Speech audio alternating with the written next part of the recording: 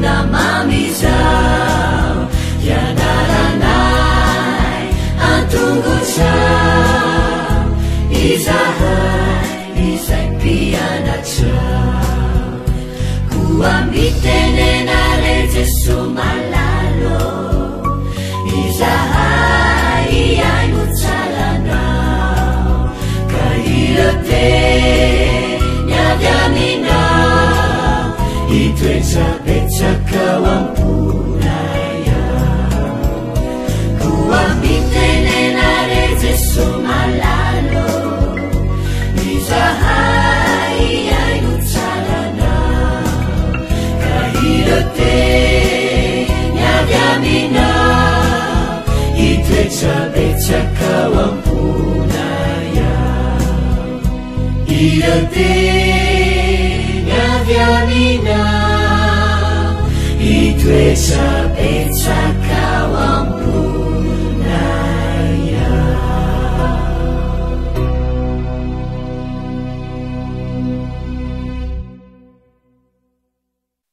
Miaraba-tsika tsirairay avy indray satria ity lakamisy fa enina ny vola aprily ity indray ary manofasaovan'ny tompo amintsika hatrany. Ny fanahy masina Andriamanitra ny ampahery ny kivy ary anome hery ny sisalama ihany koa ary ampitoetra atsika izay manaraka tsy tapaka izao fandarana izao. Mialohan'ny dirantsika amin'ny lesona anio dia iray vavakantsika. Tompo malala mbola velom-pisaoranao izahay satria mbola amposahanao ny fahasoavanao. Misaotra Tompo tsy mandao anay fa mitaonanay manjakariva hianatra ny teninao. Raha mety ezana Tompo hiaraka aminay eto ary ny fahotanay dia angatahana fifonanay aminao, angatahana famelan-keloka fenao am-pelantananao. Anaran'i Jesosy, amen.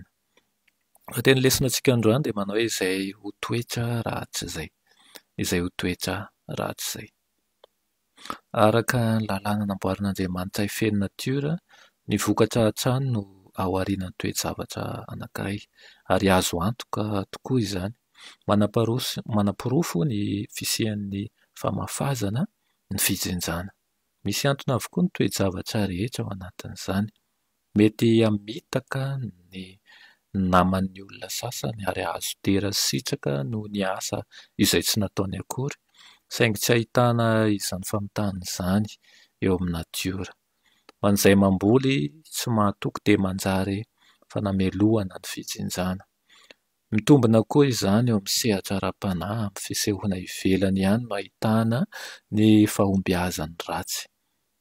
Maneho ny fahavokaran'ny voana latsaka tao amin'ny tany ny fijenjana. Manome vokatra araka ny karazany avy ny voa tsirairay. Tahaka izany koa ireo toetra ankamamintsika dia tsy miteraka afa-tsy toetra tahaka izany ihany ary mitondra ho amin'ny fahoriana sy faharavana. Izay mamafy ho an'ny nofony dia hijinja fahasimbana avy amin'ny nofo ary izay mamafy ho an'ny fanahy dia hijinja fiainana mandrakizay avy amin'ny fanahy. Ny fitiavana, ny firaisam-po, ny hatsaram-panahy dia mamoa fitahiana sy fijenjana tsy miato.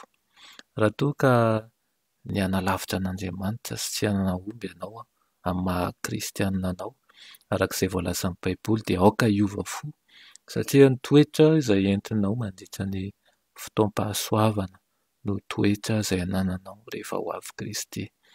Raha te ho tonga olo-masina any an-danitra ianao dia tsy maintsy olo-masina aloha ianao etỳ an-tany. Ireo toetra izay ankamaminao amin'ny fiainana dia tsy ho van'ny fahafatesana na ny fitsanganana amin'ny maty. Hivoaka amin'ny fasana amin'ilay toe-tsaina izay nasehonao tao an-tokantrano sy tao amin'ny fiarahamonina ianao.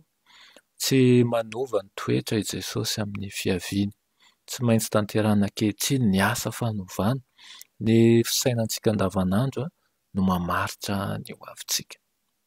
Raha fitenina ny lesonantsika androany dia aoka ho tsarovintsika manjakariva fa tsy misy zavatra azo afenina tokoa ny amin'ny fitsaran'i Kristy.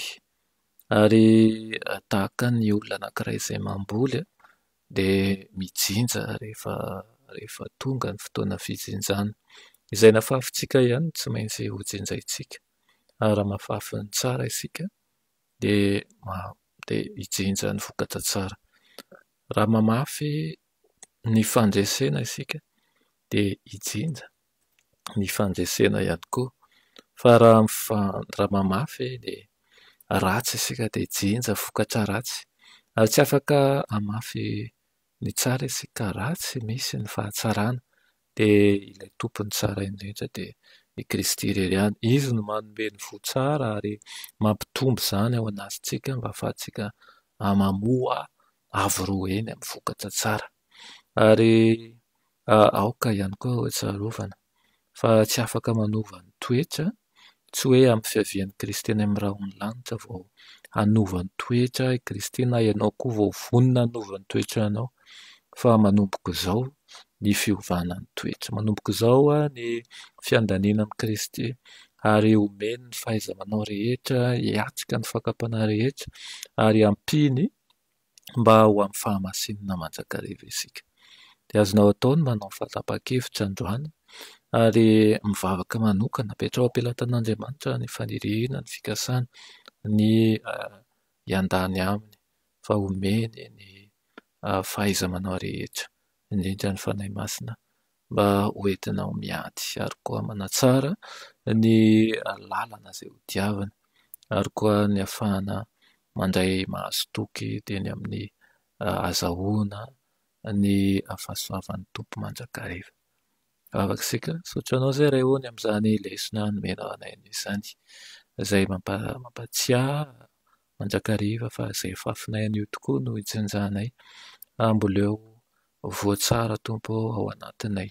Jesosy izay tsy namboleny tananao anatinay fa tianay, na mba hainao tokoa ny toetra ao anivonay tsirairay avy. Na anivon'ny tokantranonay, na amin'ny asanay, na amin'ny manodidina anay, na amin'ny fianakavianay, ny tianay ny hanjakanao tanteraka. Anaran'i Jesosy, amen.